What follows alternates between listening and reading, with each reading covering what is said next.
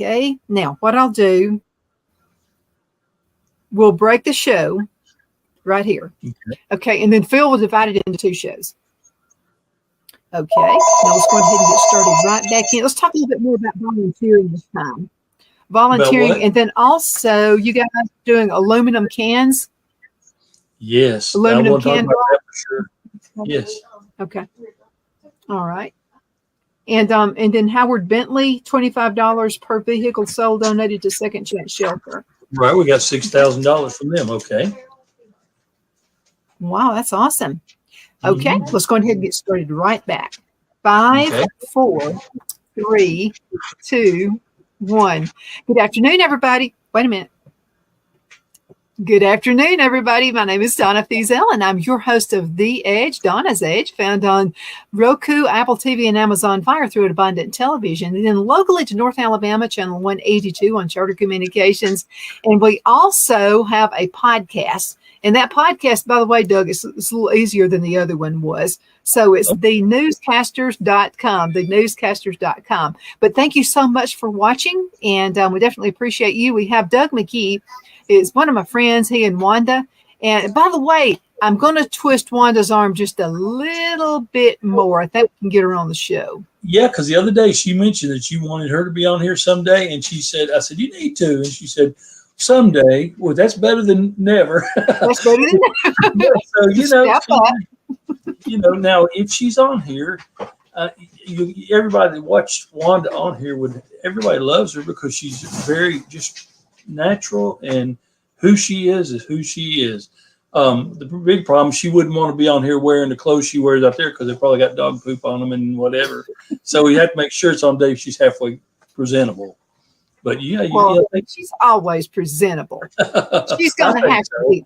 She's going to have to be on the show. Now, you guys have several projects you're working on right now. I see Green Steps for Homeless Pets, Save Your Aluminum Cans, Save Pets, and Save the Planet. How can you do that?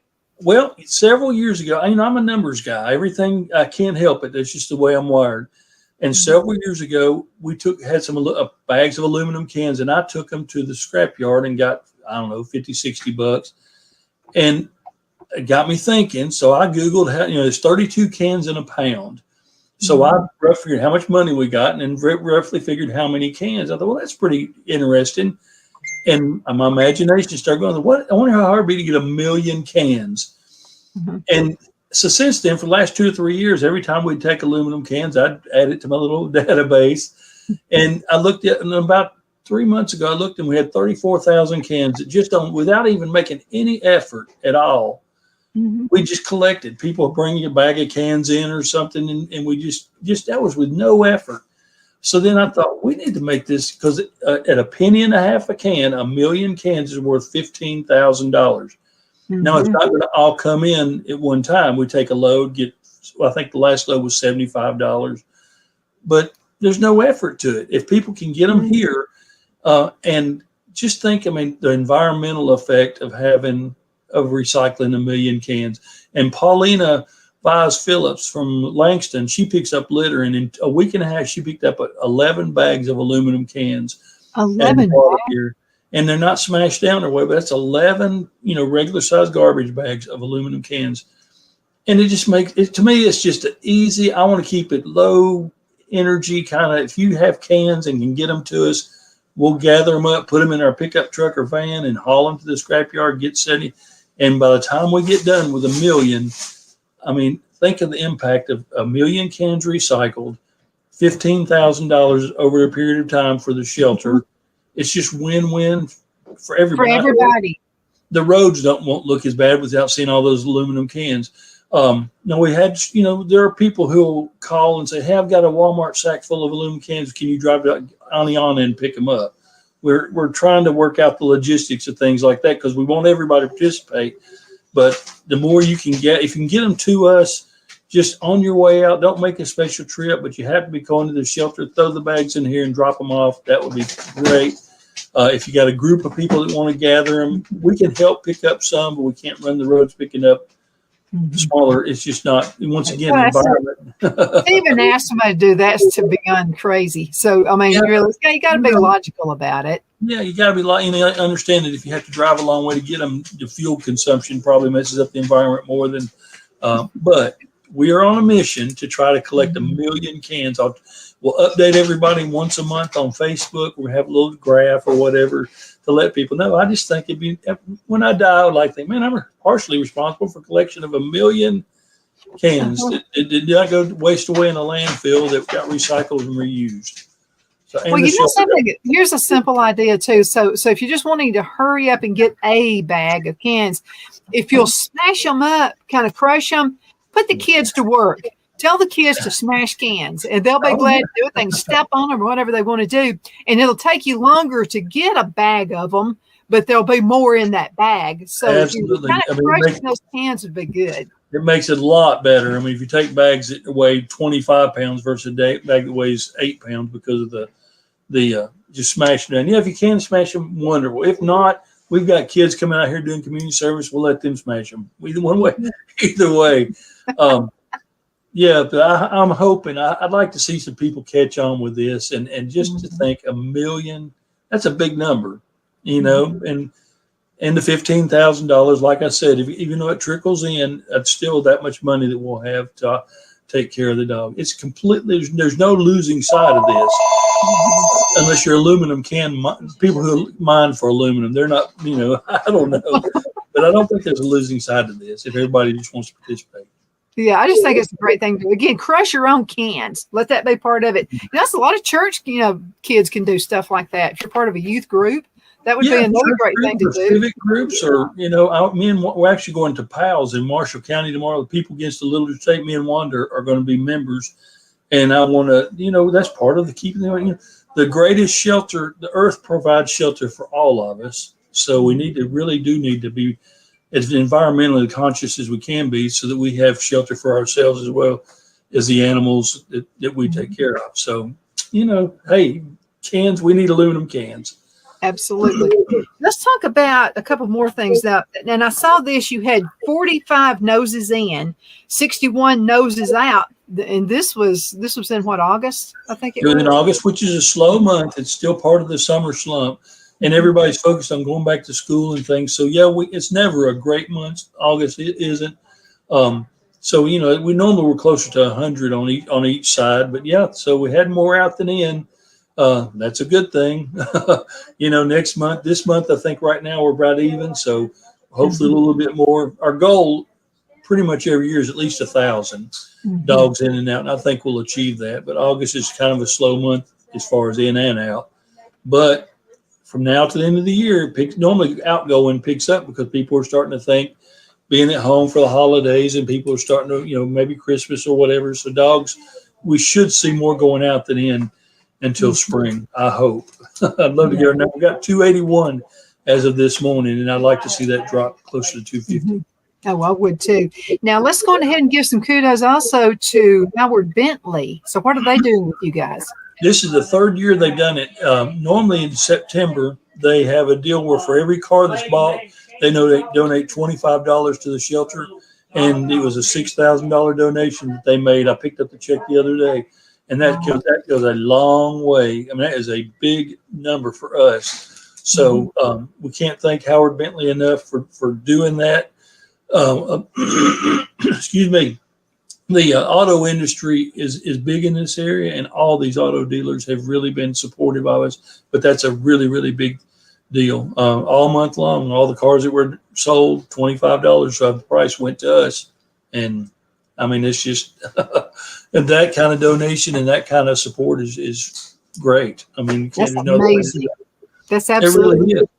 That buys a lot of dog food, pays for a lot of spay and neuters, pays for a lot of labor to take care of the dogs. It just really does help. So I want to thank all the staff at Howard Bentley in Albertville, and I think they've got locations even in Tennessee. So and I don't know if it involved them or not, but I still think it was really neat. I think so too. So let's talk a little bit about the expenses you guys have. I mean, you got a lot of expenses. We do. Everybody thinks we're tax free. We don't have to pay taxes, but we actually we have payroll taxes. When somebody works for us, they still have to pay taxes. So all that kind of stuff, we have to match that. So we're not completely exempt from taxes. As much as I'd love to have this whole shelter ran completely by volunteers, it's not feasible with as many dogs. It's just not feasible. So we do have employees, and that's a big expense. Anybody who has employees working for them knows how expensive that can be. Dog food, golly, dog food. I'm getting ready to go pick up 4,000 pounds, hopefully on Saturday. Well, that's expensive. It's discounted, but still that much is expensive. Power bills, water bills, gasoline, driving to Wisconsin. If I could beam the dogs up there, I would, but we can't. So we had to spend gas to get them up there. We have a lot of expenses, equipment in this office. I mean, it's kind of run down right now, but this office space and stuff like that. Well, and then things tear up. I mean, and then you got to buy paper, you got to buy toner, you got to buy. I mean, it's costly to run a business. Yeah, we had a pressure washer that we were going to pressure wash a fence and repaint it, and the pressure washer tore up. So it's at the shop. Well, that may be, I don't know how much that'll be. Probably not too much, but lawnmowers tear up, and maintenance on vehicles and all that kind of stuff. So yeah, it's not cheap. With living creatures that we're responsible for, it's not cheap to maintain it, especially with as many as we've got. But because of support like from Howard Bentley and from hundreds of individuals, we do it. And Can people just send in a monthly check? They can. We have a lot of people send monthly checks. Probably our most common donation amount is $25. And they think, well, that won't do. You don't be thinking that won't do a whole lot. That does a whole lot because you can combine it with a whole lot more people who send the same amount. So, and that is, to me, that's a very generous amount for people to send, $25 check once every whatever amount of months. It does help. You don't ever feel like, I had a lady hand me $5 one time. I walked into a dollar store and I don't know who she knew, but she said, "Hey, I've been wanting to give you this." And I could tell she was not a wealthy woman. I don't figure she was. She may have been one of these that doesn't dress like they're wealthy, but they are. But it meant a whole lot to me that she cared enough about dogs. And she approached me and gave me money, $5, but I always remember that. It almost reminded me of the story of the widow's mite. I mean, I was thinking that too. Yeah, I figured that $5 was more important to her than $10,000 would be to some people. But it was just neat. I remember it. So it stood out, her sincerity towards wanting to help animals. So, if you got $1, we'll take it. We combine it with everybody. And that's what this shelter is all about, taking everybody's efforts and putting them together and trying to make it better, trying to help. Now, if somebody wants to give, can they just call you guys and get your address? They can call us, and we can take a donation from credit and debit cards on the phone. Oh, good. Okay. And they can get our address and send monthly checks or whatever, or bring it by. A man showed up this morning from Boaz, and he'd come by to bring a donation. Just because he just had heard about us, and he can't have a dog where he lives, but he has a cat, and he just likes animals. So he came by here, drove out here, and he's 86 years old. 86-year-old man just liked animals enough to come out here and give us a check to help with. So, me and my mother had this conversation last Wednesday. I hate that money is something we've got to have. Dead people don't need money. But as long as we're alive, we pretty much have to have it to do. And I hate that fact, but it's just a reality. I can't, vehicle's got to drive and it's got to have gas, and I can't, it's just the way it is. And I don't like that because I don't like any values. Money to me is not an important thing, but we have to have it. So, if you can help us, if you got it, we'll take it. There you go. Doug, we've got to go into another commercial break. Can you believe this? Half the show is over. Okay, we'll be right back in just a few minutes. Everybody, y'all hang in there.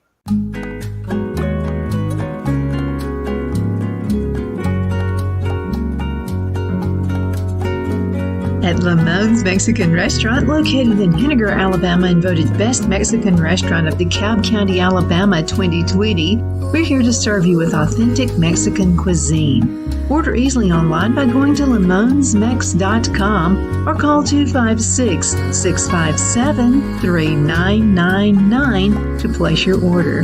We're open Sunday through Thursday, 11 a.m. to 9 p.m. and Friday and Saturday, 11 a.m. to 10 p.m. Whether you're celebrating a cozy date night for two or a celebration for a crowd, at Lamone's you'll love our atmosphere and friendly servers. Thank you for dining with Lamone's Mexican Restaurant.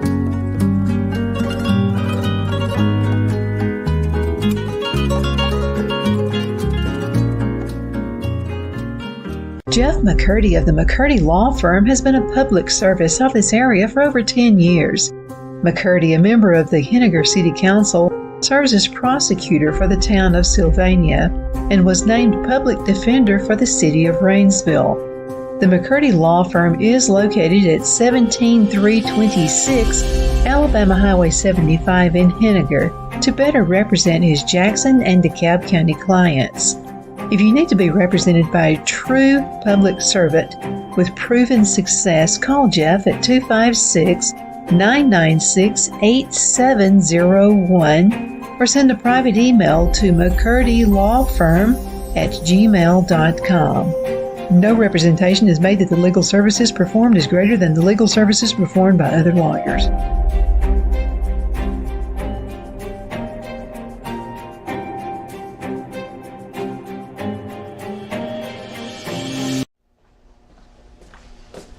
Are you ready?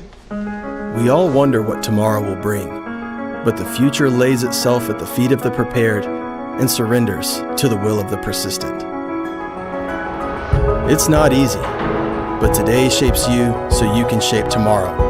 With Northeast Alabama Community College, when the future asks if you're ready, you can answer.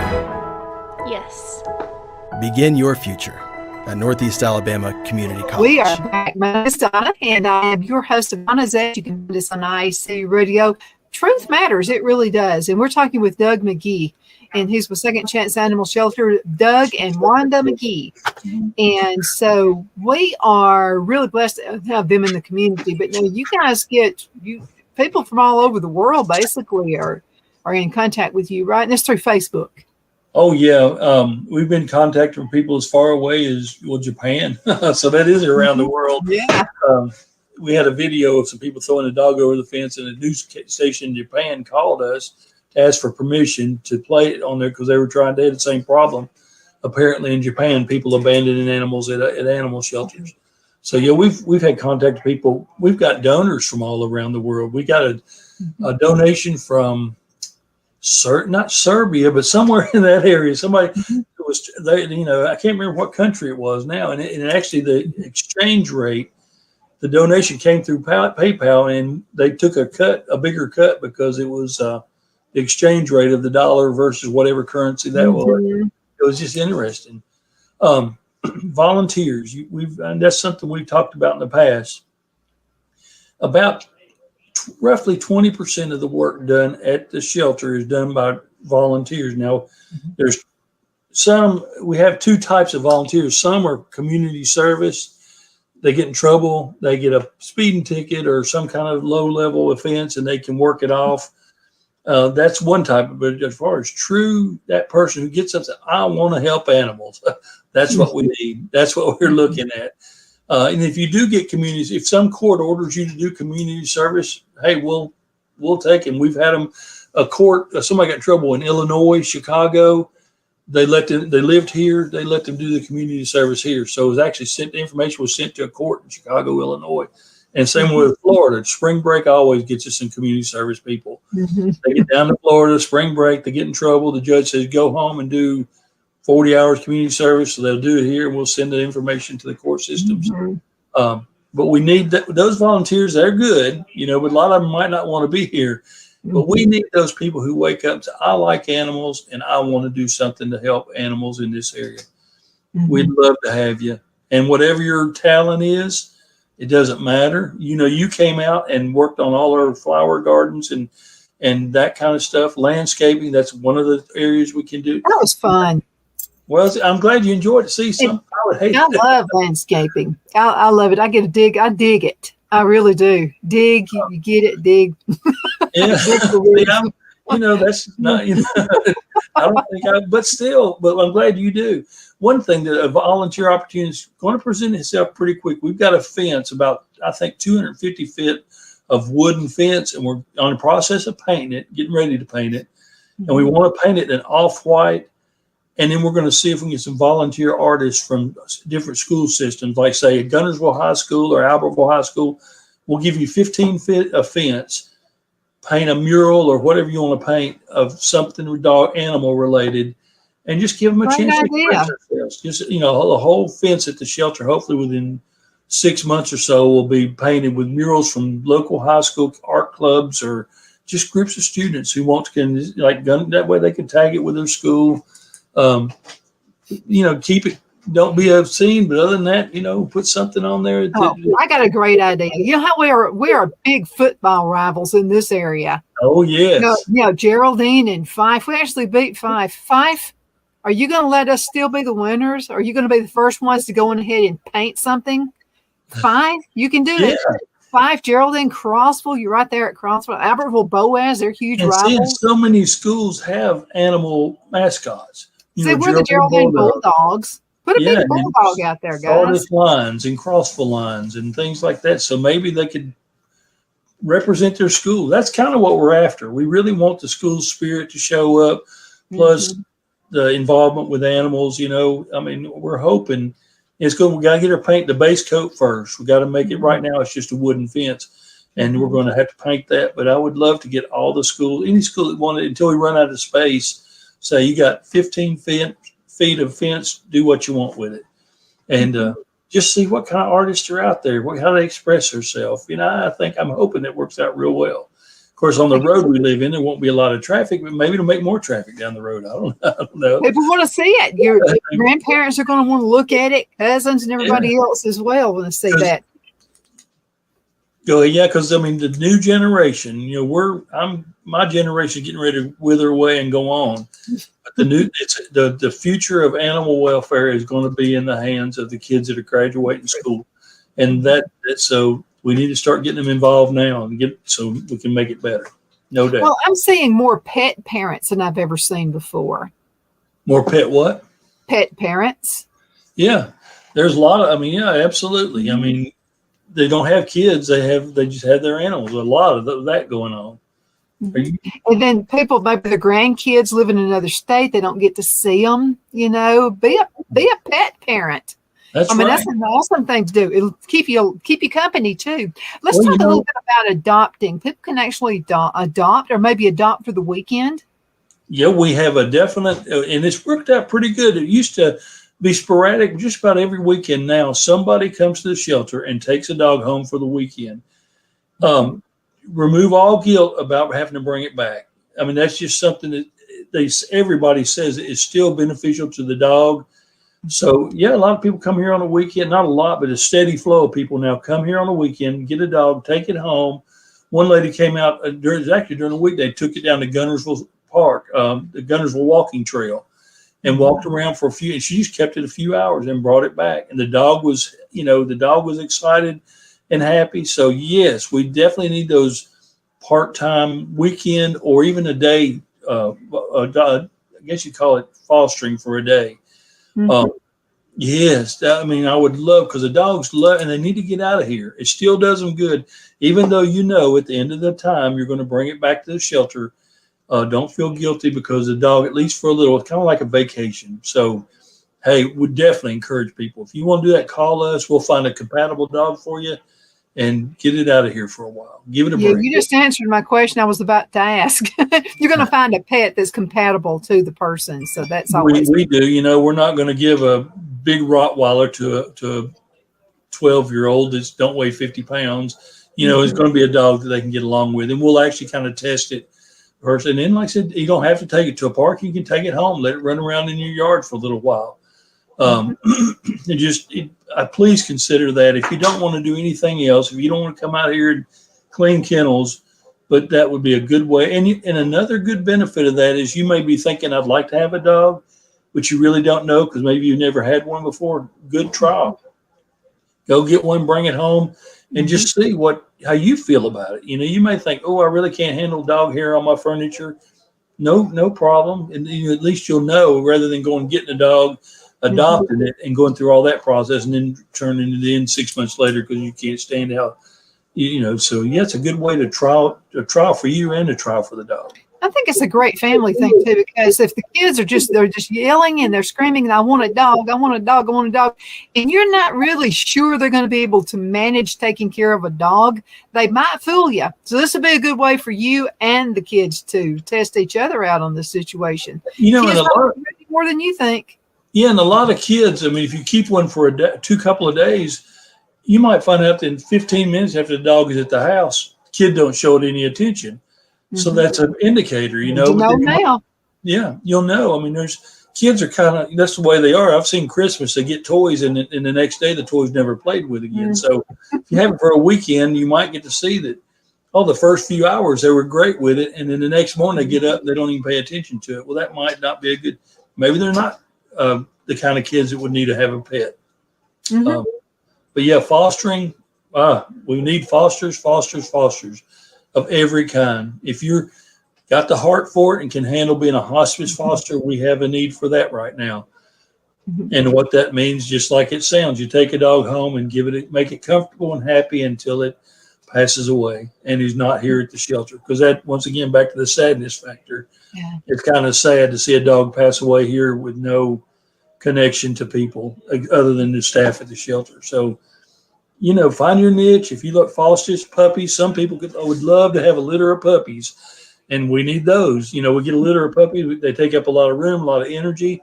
You want to take them home and raise them until they get to be adoptable age. That's fantastic. We'll work that out.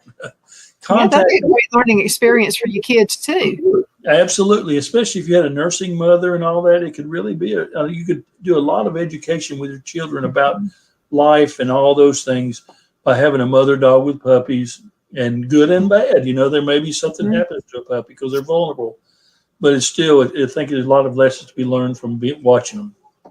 The Sand Mountain Cowboy Church in Boaz, it's a sewing group they have.